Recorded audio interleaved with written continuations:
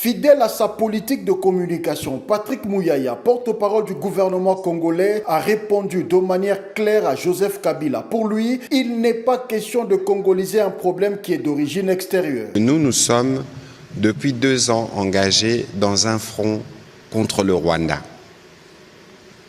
Il ne faut vraiment pas se perdre de vue que l'ennemi avec lequel nous sommes actuellement en train de discuter, notamment à Washington, pour trouver des solutions, c'est le Rwanda.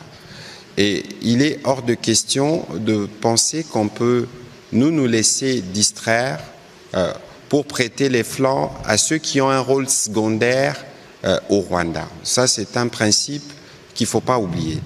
Et donc, on n'a pas ici besoin de vouloir congoliser, entre guillemets, un problème qui est d'origine extérieure et qui a été mentionné tout à l'heure par le collègue Julien Paluku.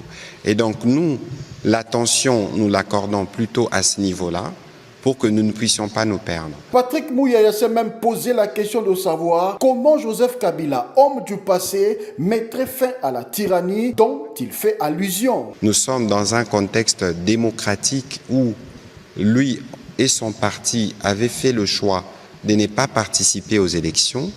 Lorsque vous venez de dire que vous allez mettre fin à la tyrannie, vous y mettrez fin de quelle manière ?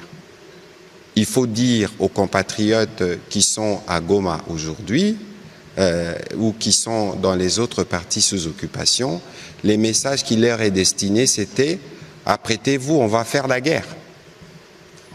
Il ne faut pas se cacher. Et donc, lorsque j'ai dit que c'est l'homme du passé, c'est justement ces passés-là dont les Congolais n'ont plus besoin.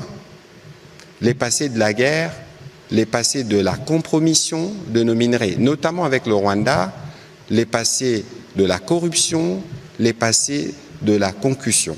Le porte-parole du gouvernement a terminé son intervention en rappelant qu'aujourd'hui, il est plutôt question de voir comment, autour du président de la République, mettre fin à la guerre dans l'est de la RDC.